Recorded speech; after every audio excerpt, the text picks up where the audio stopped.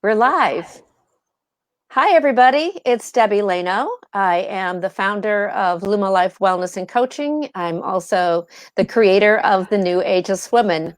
So thank you very much. If you're here live, I appreciate that. Here today with me is my guest, Kat, and she has a great story. Kat, she's joining us here from Nashville, Tennessee. And I just want to tell you a little bit about her. For one, she's a happily married woman. Didn't come easily, though. She had two previous marriages, so she's got some points to share with us on her journey through that. She's also got an equal partner, which makes her current life very lovely. She's also a model for Salt Model and Amax Talent. She's an ambassador for Boom Cosmetics. I don't know if you're familiar with Cindy Joseph, but she created that line. It's a beautiful natural line of cosmetics for women. And she's a mother of six daughters. That's phenomenal, Kat, and one son. And their ages are 43 to 20. She has an interesting story to share with you about her seventh child. We'll get to that during this interview.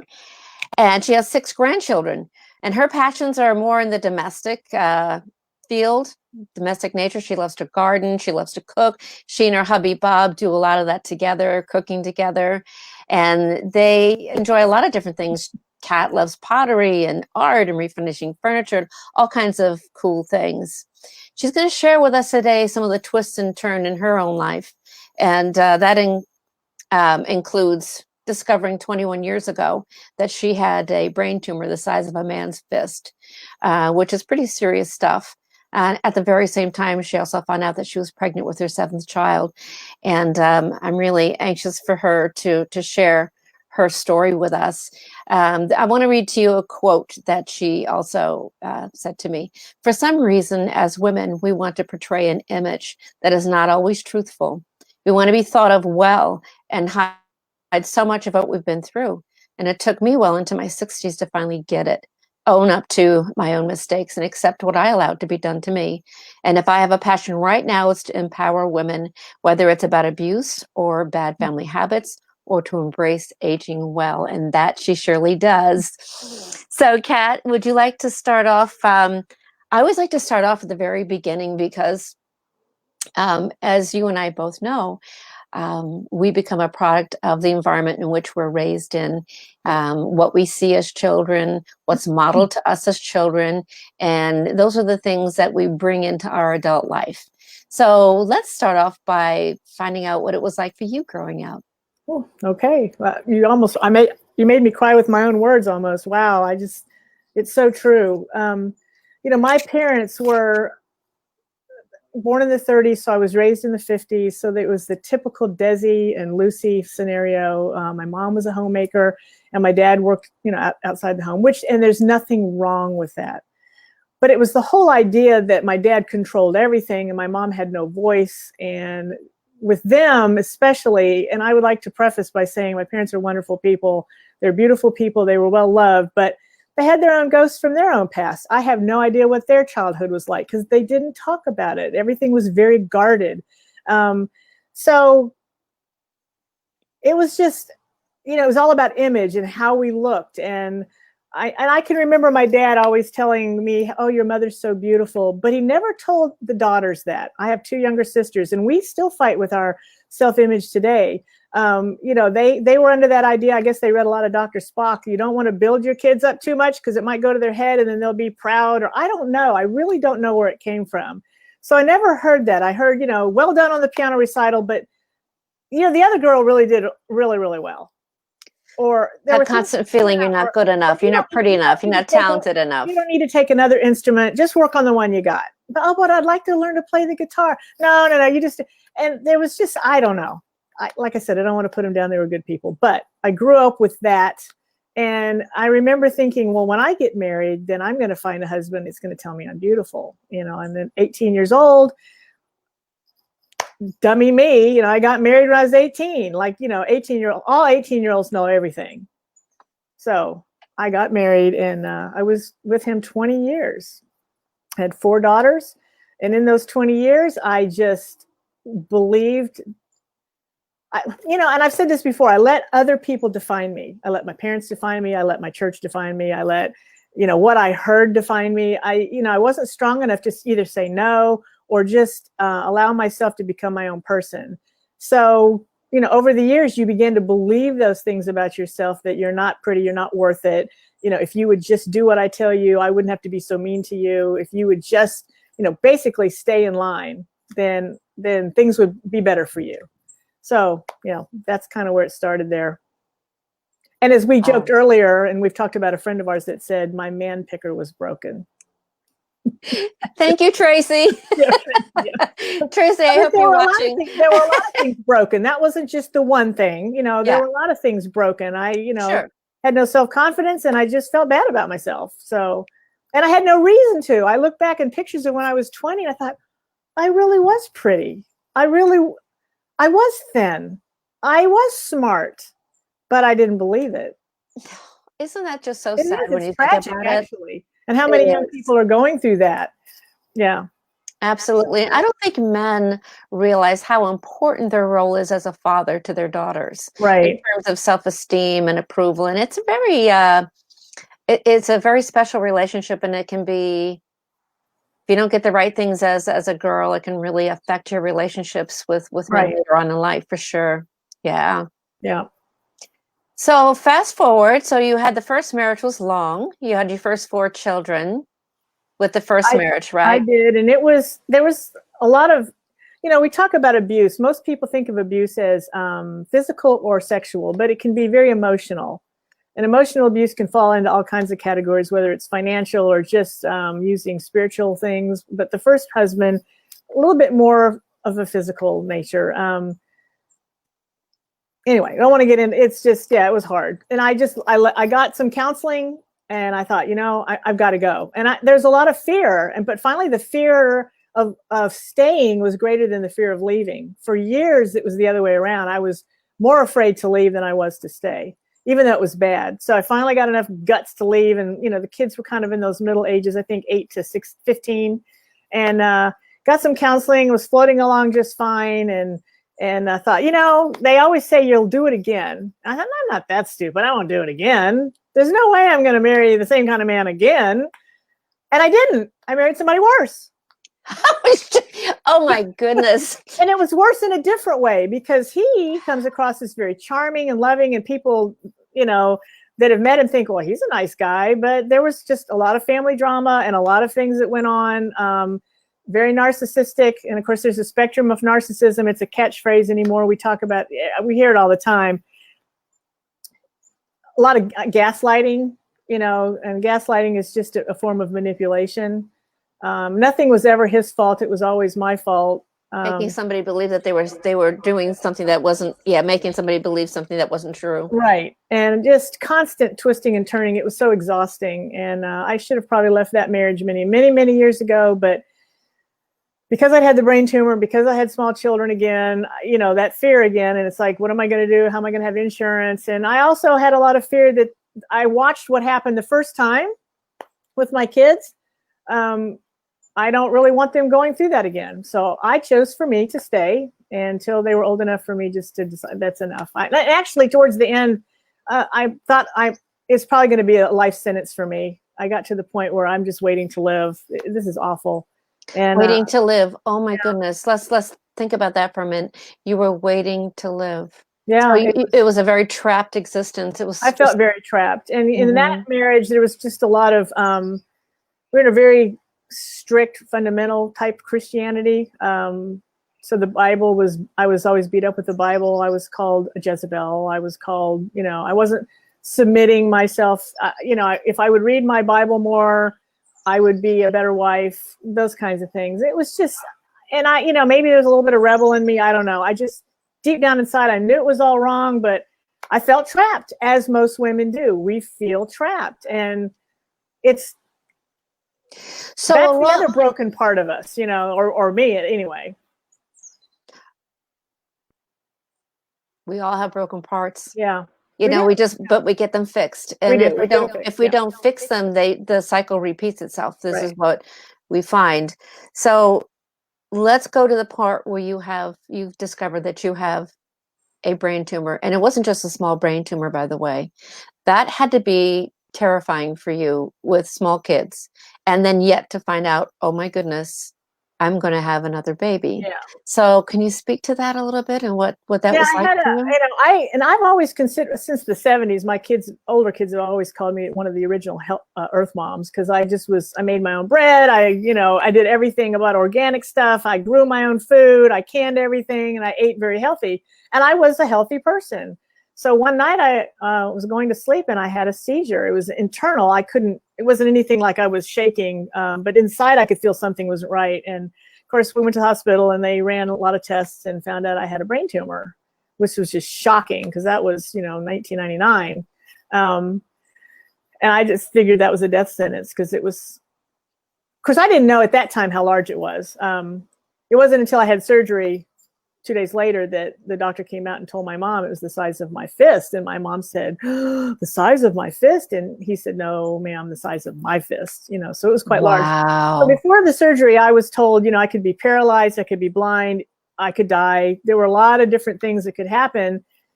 Of course, I came out of it okay. And then they put me on heavy doses of Dilantin because I'd had a seizure. And so with some tests done, I found out I was pregnant. And it was, you've got to be kidding. I'm 44 years old. She was born when I was 45. So I went to my regular doctor and, he was told, because of your age and everything you've been through and the trauma, you really should consider terminating this pregnancy. And I just couldn't. I mean, that was my choice. It goes back to that. I just couldn't. And so I went to another doctor and he said, you're healthy and fine. Really, of course, the Dilantin was what was the problem because it kept me so kind of depressed and subdued. I would fall asleep really easily. But getting pregnant with her, it was one of those blessings in disguise. We have those throughout our life because it forced me to just get back into the game, eat right, even more so. Make myself walk, make myself take care of myself, and actually, years ago, this was before Facebook, we had Yahoo groups. You remember that? And I had joined a John Hopkins Yahoo group for brain tumors. And I sent her picture out. And lots of people told me that they posted, her name's Caroline, posted her picture on their refrigerator. She became kind of like the poster child for brain tumors because it gave everybody hope. So, Wow. yeah. That's an amazing story. Yeah. She's 20 years old now and doing well. So. I know. I posted that picture of you after you had gone through your surgery and the picture of your daughter in the lower left-hand corner. Yeah. That was, that's a magnificent story. Oh. Oh my goodness. So let's fast forward to the life you have today. The life you have today is so different, right? Yes. Yeah. And if you will, share with us something that you're working on with your hubbies, some mutual project, Jezebel and Gigolo. Let me back up a little bit because people would say, oh my gosh, she did it again. She got married. Of course, the former marriage was over many years ago. So in those years, I was getting counseling and getting myself fixed, getting myself right, and fixing the man picker. So a lot of self-work involved, isn't there? Well, yeah, it is. But also I had finally come to a place that I am okay. I can take care of myself. I don't need anybody. So really my plan after I was divorced, I will never get married again. It's just not even in my radar. So I was a different person. So when he entered my life, I was kind of taken aback because I thought, you're not supposed to be here. I'm not supposed to do this, And anyway, so long story short, we ended up getting married because he's absolutely wonderful and we just have a really good life together. So as we began our life in our 60s and we just have such an amazing life together, it just almost sounds cliche that we finish each other's sentences. We get along so well. We don't argue. We have the same interests. And he made the comment, we really should blog about this and talk about it because I think other people would be interested in our story. So I thought, that's not a bad idea. And I said, what do you want to talk about? I mean, in my mind, we're going to post recipes and we like to travel. So we'll travel a lot. He wants to talk about our sex life and how well we get along and that it's okay to be sexy in your 60s. It's okay to have fun. And I'm thinking, kind of new to me. But so anyway, we started looking at our blog and we needed a name. And a friend of mine was over one night for dinner, and he said, he was making a joke about my former life. He said, "Oh, you're such a Jezebel," because that's what I was called. And he looked at me and he said, "How about Jezebel and Gigolo?" So that's the name of our blog. So I like it.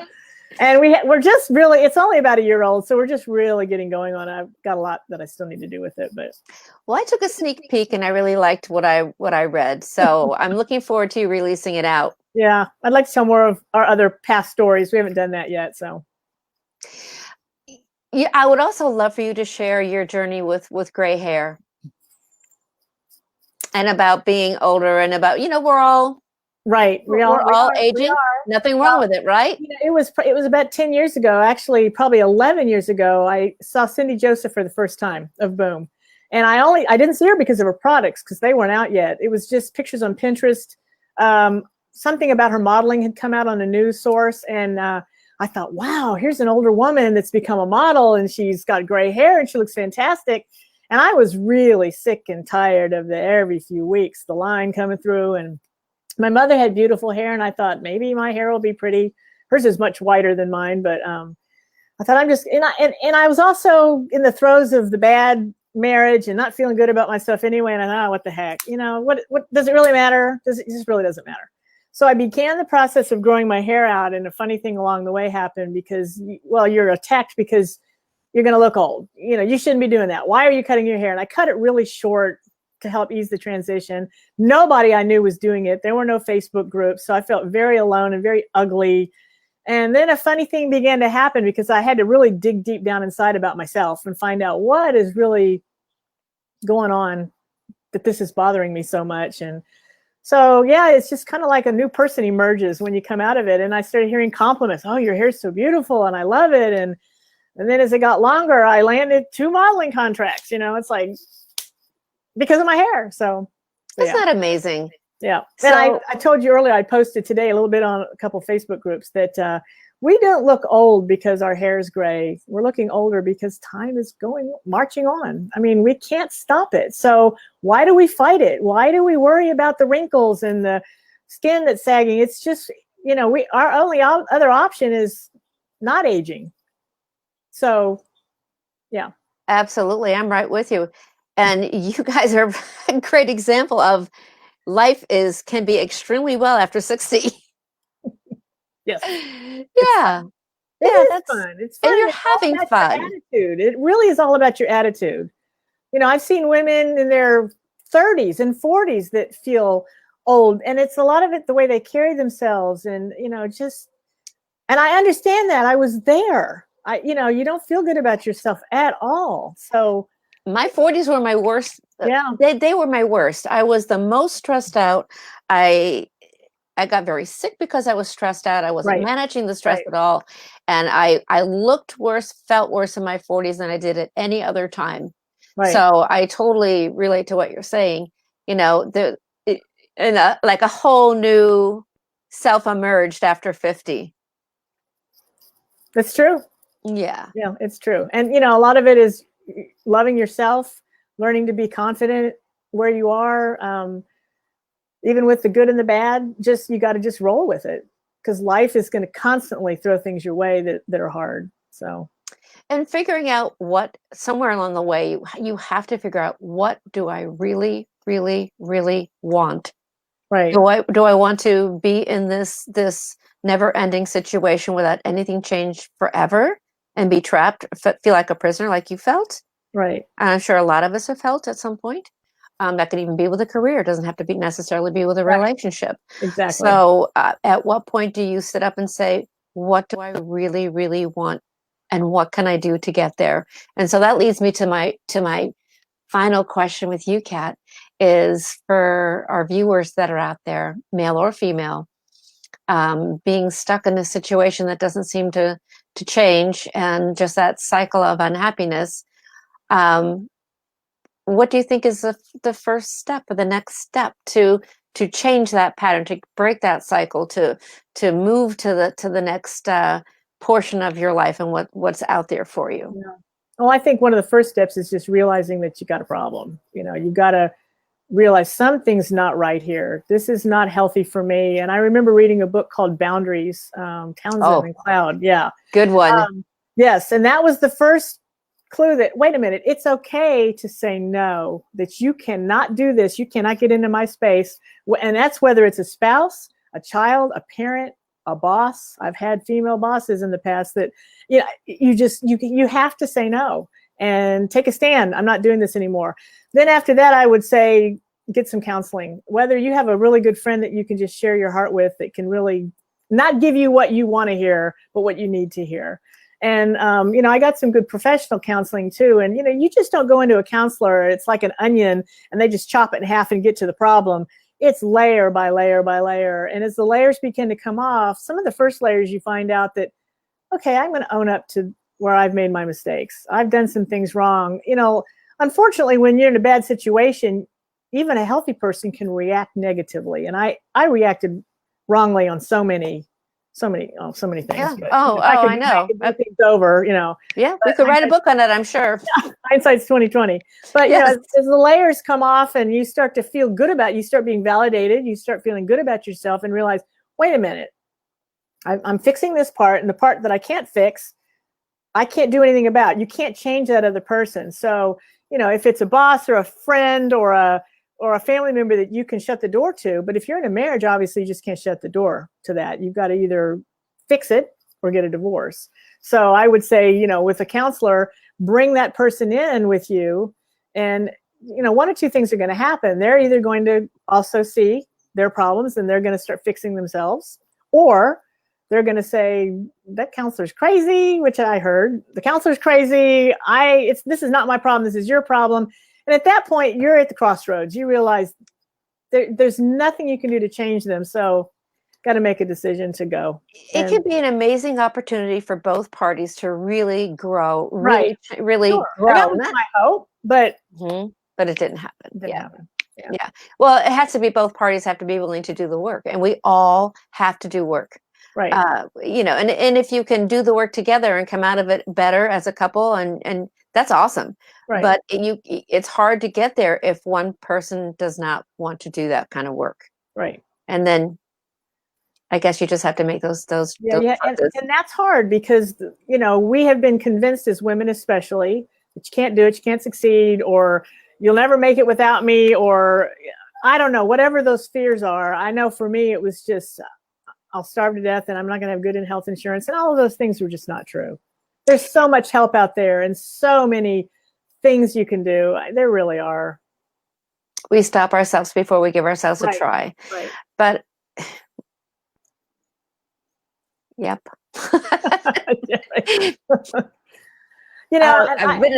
remember when I came out of the last marriage, I remember telling my mom, because she was so worried about me, what are you going to do about everything, A, B, C, D, I said, Mom, if I come out of this alone by myself and I win, I'm going to be happy. I'll be free. I'm not going to, my health was declining. Everything was just going in the wrong direction. And my kids saw it, they thought I was depressed, clinically depressed.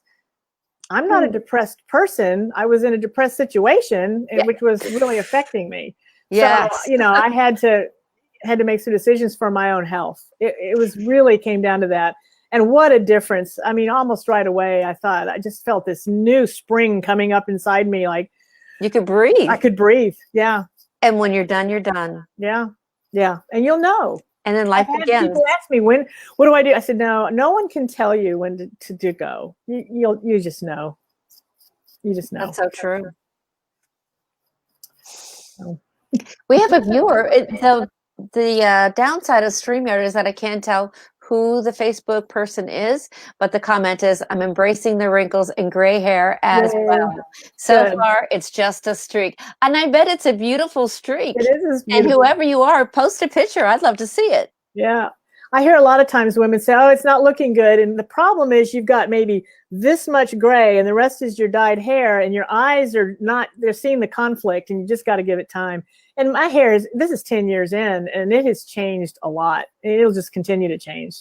So, but it matches your skin. It's just, And it's beautiful. And it's really, it's so much more than just the gray hair. You're so right about that. It really is. Yeah. Mhm. Self-confidence. Yeah. Absolutely. Well, I think that we've had a great time together today, and I thank you so much for Thanks for coming having on, me. being transparent about your life story, and sharing that with us has been really invaluable. I thank you so much. Well, thank you for having me. Absolutely. We have another person. Thank you for this. I really needed to hear this today. Oh, I'm so glad. Well, we love you. We send you our well wishes, and I know that you'll know the right thing to do when you need to do it. That's the same for Right. same thing happened to me, same thing happened to you. I just have to also say that I know so many women that have got tough stories, but their story didn't stay tough. And Yeah. that's, I think, the grand message here today is your life can change um, at a moment's notice. It seems like it never will, and all of a sudden it does. Right. With in however which way that comes, it's not the same for everybody. Right. But the message is hope and inspiration, and to really just live your best life. Life is too short. Wouldn't you agree, Kat? I would, and I'd like to add to that marriages are worth fighting for. I'm not saying just throw in the towel, but if you come to a place where it's just not, and you feel yourself going down a spiraling tube you cannot get out of, then something's got to Yeah. change. It really does. Get the third party help, and if Yeah. that's not working, then I guess decisions have to be made from there. But at least give it your try. Yeah, for sure. Something else before we go. Bob and I talked about this just recently because I've heard my entire life you have to work hard at a good marriage. If your marriage is really good, it's really not work. It's easy. It's just not work. I have never experienced anything like this in my life. So, yeah. So it's never too late for happiness. It's never too late. It really isn't. Yeah. I love it. Very inspirational, Kat. Just when you thought you would never get married again. No, I was never going to get, never, ever, ever, ever. Yeah.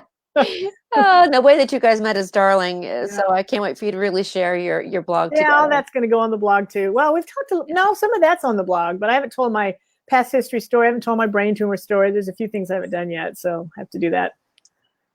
So for you, I could truly say, life was always better the third time around. See, and there was another one of those image things. Oh my gosh, 3 marriages. And I used to worry what people think because my parents told me to worry about what people think. And I'm finally at the place, you know what? It is who I am. It's what I've been through. To say otherwise then is being fake. So it's my story. I can't change it. I failed a lot of things. I did a lot of things wrong, but now I'm doing a lot of things right. And I did a lot of things right back then, but I just didn't feel like they were right. So yes. Yeah, just own it and don't hide, whatever that is, so. Own it. Yes, that's a great final message. Own it. Own it. Yep. I love that. I love that. All right. Well, I always hate to say goodbye to my guests because it's always a good chat. Always a great conversation. So I thank you for the people that showed up today, and thank you to the people that will be viewing this afterwards. I appreciate you. And hey, if you want to follow up with Kat, please do so. I provided all her contact information on the post in the group. Thank you. Appreciate it. Thank you. Have a wonderful rest of your day. Thanks for having me. Bye-bye. Thanks. Bye. Thank you.